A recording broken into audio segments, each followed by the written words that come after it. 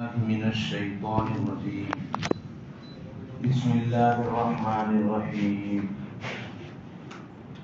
الله نور السماوات والأرض مثل نوره كمشكاة فيها مصباح المصباح في زجاجة الزجاجة كأنها كوكب دري يوقد من شجرة مباركة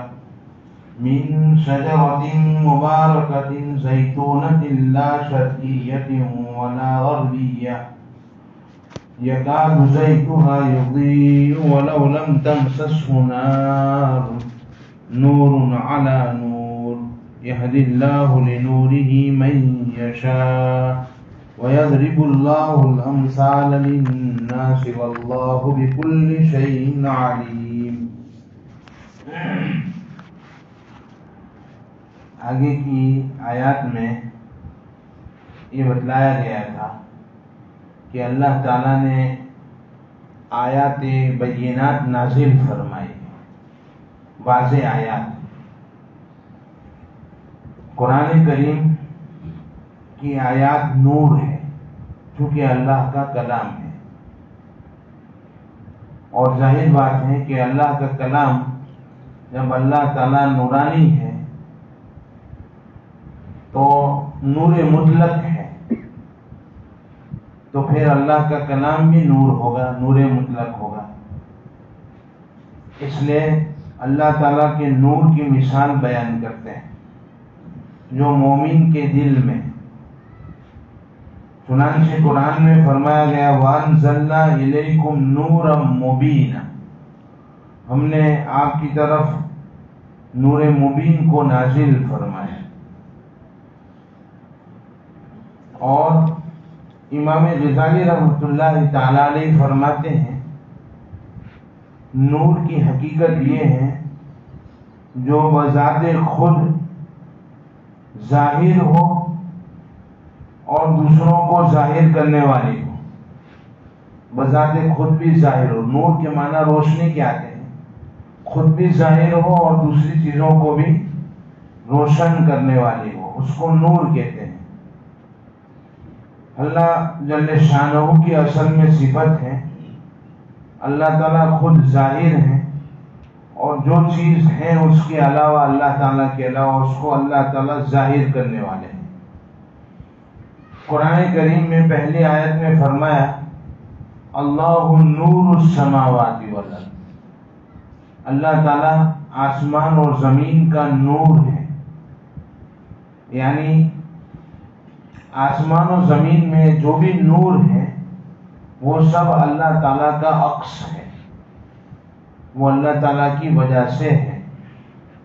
چنانچہ آسمانوں میں دیکھو تو سورج ہیں، چاند ہے، ستارے ہیں، یہ جتنی بھی چیزیں ہیں آسمان کے اندر، ان سب میں جو نور حاصل ہوا ہے وہ اللہ کی وجہ سے.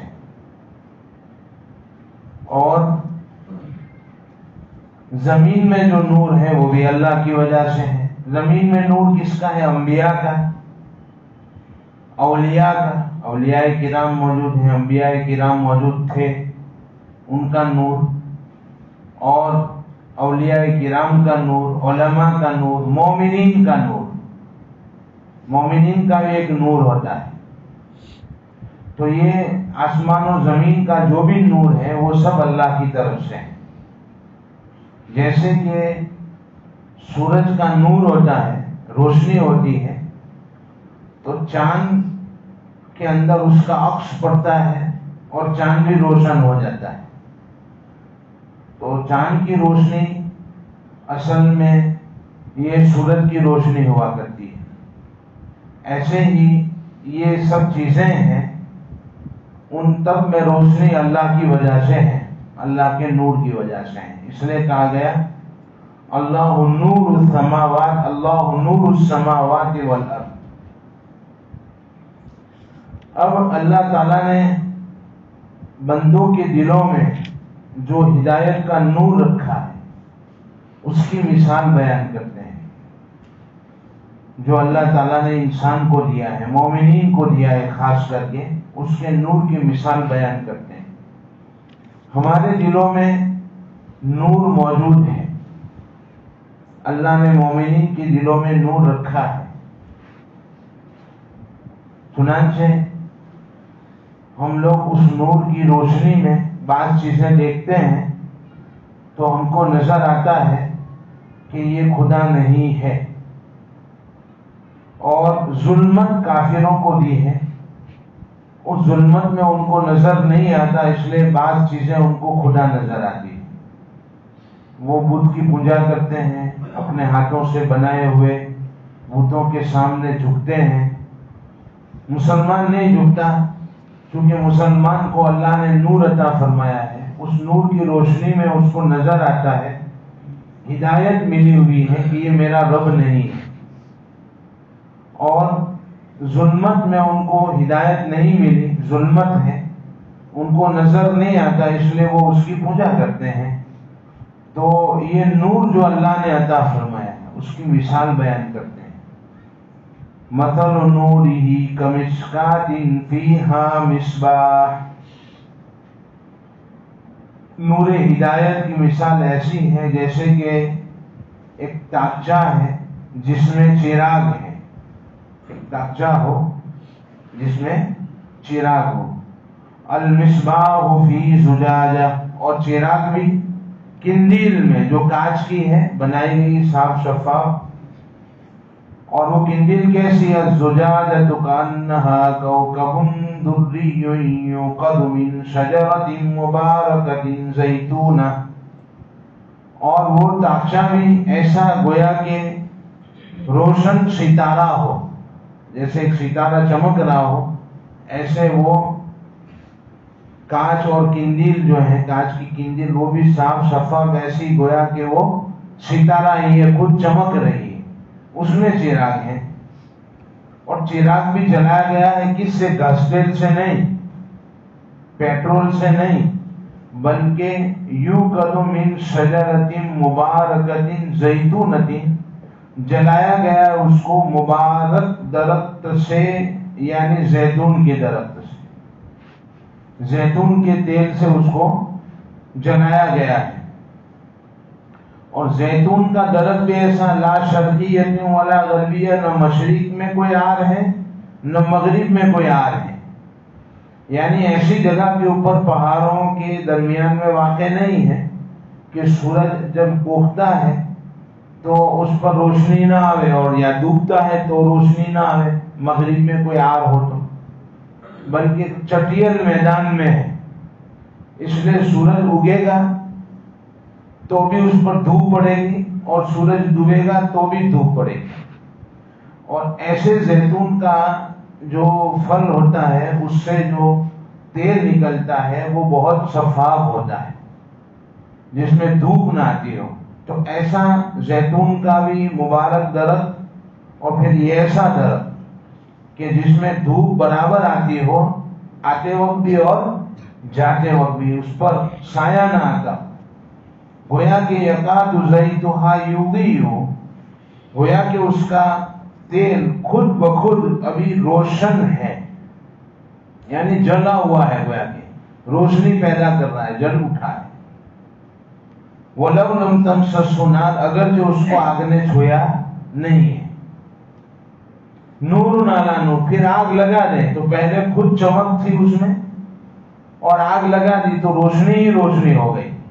تو ایک تاقچے میں اگر اس طریقے سے رکھا جائے تو کتنی روشنی ہوتی ہے اور کیسا ہوتا ہے؟ ایسے مومن کا دل جو ہے روشن ہے، اس کا جسم یہ ایک تاقچہ ہے، اس میں دل جو ہے یہ کندیل ہے جو کانچ کی بنی ہوئی ہے، اور اس میں فطری نور اللہ نے رکھا ہے، فطرت نے، وہ گویا کہ اس کے اندر زیتون کا تیل ہے، اور فطری نور ایسا ہے کہ خود روشن ہے، اگر اس کو وحی الہی یا علم الہی لگ جاتا ہے تو روشن ہی روشن ہو جاتا ہے، دل روشن ہو جاتا ہے، اللہ کے احکام پر عمل کرنا اس کے لیے آسان ہوتا ہے، پہلے سے ہی وہ نور ہدایت کی وجہ سے اللہ کے احکام کی طرف مائل ہوتا ہے، اور جب اس کے ساتھ وہ چیز لگ جاتی ہے، یعنی حکم آ جاتا ہے یا علم آ جاتا ہے، تو اس کی طرف وہ کرنے لگتا ہے، اعمال کرنے لگتا ہے۔ یہ مثال نور ہدایت کی اللہ تعالیٰ نے عطا فرمائی۔ چنانچہ ایک صحابی شام گئے، شام شراب وہاں سے خریدی، یعنی وہ لوگ تجارت کرتے تھے، تو شام لے جا کر مکہ سے مال لے جا کر شام میں بیچتے تھے، مدینہ سے مال لے جا کر شام میں بیچتے تھے، اور وہاں سے مال لا کر مکہ میں بیچتے تھے۔ انہوں نے مال بیچا، سارا مال بک گیا، نفع بھی ملا اور مونڈی تھی وہ بھی مل گئی۔ انہوں نے سارے پیسوں کو پھر تجارت میں لگا دیا، اور مونڈی اور نفع کے ساتھ انہوں نے شراب خرید لی شام سے، کہ وہاں جا کر میں شراب بیچوں گا، کیونکہ مدینہ میں مکہ میں شراب کی قیمت زیادہ ہوتی ہے۔ لیکن ادھر آیت نازل ہو گئی شراب کی حرمت کی۔ راستے میں پتا چلا کہ بھئی اب تو حرمت ہو گئی اور شراب حرام ہو گئی، مسلمان اس کی بیع کر سکتا نہیں ہے، تو ان کا تو نفع بھی گیا اور مونڈی بھی گئی۔ لیکن انہوں نے چونکہ ہدایت کا نور تھا پہلے سے، یہ حکم جب اللہ کا آیا اور علم ملا ان کو کہ بھئی شراب حرام ہے، تو انہوں نے نبی کریم صلی اللہ تعالی علیہ وسلم سے کوئی مسئلہ نہیں پوچھا کہ اب میں کیا کروں، بلکہ ساری شراب انہوں نے ضائع کر دی اور خالی ہاتھ واپس آ گئے کہ بھئی اللہ تعالیٰ کے نام پر میں اگر اپنے آپ کو ضائع کروں گا، اپنی مونڈی کو، اپنے نفع کو، تو اللہ تعالیٰ مجھے برباد نہیں کریں گے۔ انہوں نے سارا مال ضائع کر دیا، ساری شراب ضائع کر دی اور خالی ہاتھ مدینہ واپس آ گئے۔ دیکھو یہ صحابہ کرام کے اندر استعداد موجود تھی۔ تو جب نور ہدایت ملتا ہے تو اللہ رب العزت کی طرف سے پہلے سے وہ ہدایت کی طرف ہوتے ہیں، اور جب علم آ جاتا ہے یا کوئی حکم آتا ہے تو اس حکم کو پورا کرتے ہیں۔ ویسے اللہ تعالیٰ سب بچے کو فطرت پر پیدا کرتے ہیں، چنانچہ حدیث پاک میں آتا ہے کل مولود یولد علی الفطرہ، اللہ تعالیٰ ہر بچے کو، ہر مولود کو فطرت پر پیدا کرتے ہیں، یعنی نور فطرت عطا فرماتے ہیں ہر بچے کو، چاہے مسلمان کے گھر میں پیدا ہو چاہے غیر مسلم کے گھر میں پیدا ہو، لیکن اللہ تعالیٰ اس کو فطرت کا نور ضرور عطا فرماتے ہیں۔ پھر آگے نبی کریم صلی اللہ تعالیٰ علیہ وسلم فرماتے ہیں وَلَٰكِنْ أَبْوَاهُ يُهَوِّدَانِهِ أَوْ يُنَصِّرَانِهِ أَوْ يُمَجِّسَانِهِ، لیکن ماں باپ اس کو یہودی بنا دیتے ہیں، نصرانی بنا دیتے ہیں، مجوسی بنا دیتے ہیں۔ جیسا ماحول ملتا ہے تو نور فطرت ضائع ہو جاتا ہے، اس کو ختم کر دیتے ہیں، اور پھر اس کے بعد یہ استعداد باقی نہیں رہتی کہ وہ حق کو قبول کر سکے۔ باقی اللہ تعالیٰ فطرت پر ہر بچے کو پیدا فرماتے ہیں۔ مسلمان کے گھر میں پیدا ہوتا ہے تو نور فطرت بڑھتا رہتا ہے، یہاں تک کہ یہ اگر نیکوں کے ساتھ ہو جاتا ہے، اولیاء کرام کے ساتھ ہو جاتا ہے، ان کے ہاتھوں میں ہاتھ دے دیتا ہے، تو پھر اس صورت کے اندر یا قرآن کریم کا علم اس کے پاس ہوتا ہے، تو پھر اس صورت کے اندر نور ہدایت ایسا بڑھ جاتا ہے کہ جب بھی اللہ کا حکم آوے تو اس حکم کو پورا کرنے کے لیے وہ تیار رہتا ہے۔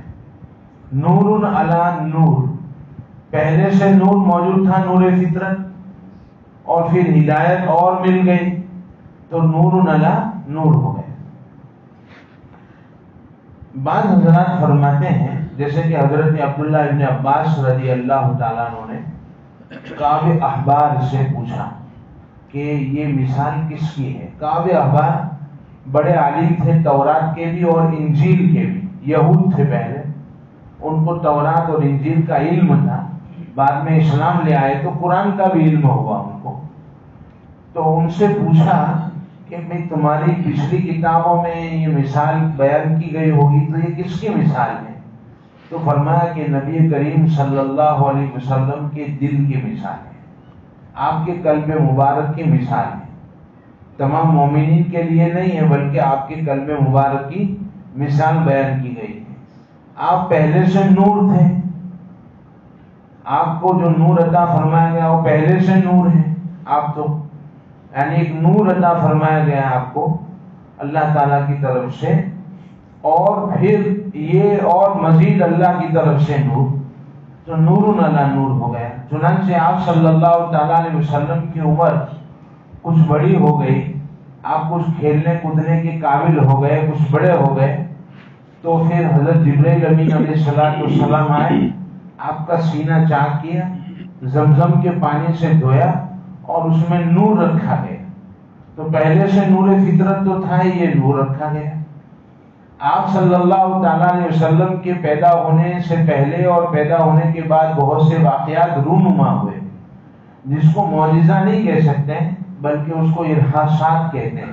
معجزہ تو نبوت ملنے کے بعد ہوتا ہے۔ بہت سے واقعات پیش آئے، آپ کو کبھی تکلیف نہیں ہوئی، حضرت آمینہ رضی اللہ تعالیٰ عنہا کو کبھی تکلیف نہیں ہوئی، آپ کی والدہ کو، جبکہ آپ پیٹ کے اندر تھے۔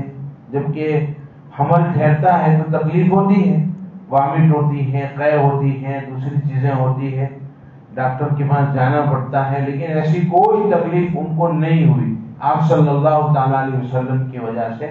یہاں تک کہ آپ کی ولادت ہوئی تو بھی آپ کو وہ تکلیف محسوس نہیں ہوئی جو عورتوں کو محسوس ہوتی ہے۔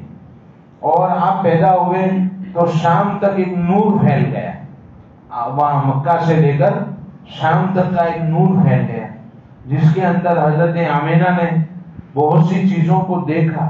تو یہ سب چیزیں رونما ہوئی آپ صلی اللہ تعالیٰ علیہ وسلم کے پیدا ہونے کے وقت، کیونکہ آپ کو نور سے بنایا گیا، نور سے پیدا کیا گیا، تو آپ نورانی ہیں، اور نور ہدایت فطرت کے ساتھ آپ کو عطا فرمایا گیا، تو نور علی نور۔ یہدی اللہ لنورہ من یشاء، ہدایت عطا فرماتے ہیں اپنے نور سے اللہ تعالیٰ جسے چاہے۔ وَيَضْرِبُ اللَّهُ الْأَمْثَالَ لِلنَّاسِ وَاللَّهُ بِكُلِّ شَيْءٍ عَلِيمٌ، اور اللہ تعالیٰ مثالیں لوگوں کے لیے بیان کرتے ہیں، اللہ تعالیٰ ہر چیز کو جاننے والے ہیں۔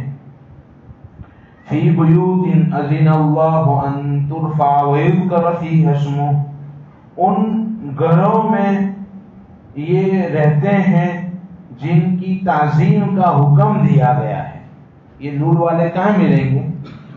اس گھر میں ملیں گے جس کی تعظیم کا حکم دیا گیا۔ کس کی تعظیم کا حکم دیا گیا؟ مسجد۔ تو یہ نور ہدایت والے آپ کو مسجد میں ملیں گے۔ ان ترفع ویذکر فیہا اسمہ، اور ذکر کیا جاتا ہے اس میں اللہ کا، یسبح لہ فیہا، اور تسبیح بیان کی جاتی ہے اللہ کی اس مسجد میں، اس گھروں میں، صبح اور شام، یعنی فجر کی نماز اور عصر کی نماز، یعنی صبح سے لے کر شام تک جو بھی نمازیں بیچ میں آتی ہیں، دونوں تمام نمازوں کے درمیان کی جو نمازیں ہیں وہ اندر شامل ہو گئی، صبح اور شام کی نمازیں، مطلب اس میں اللہ کی پاکی بیان کی جاتی ہے۔ انشاءاللہ اس آیت پر کل گفتگو کریں گے۔ سبحان اللہ و بحمدہ۔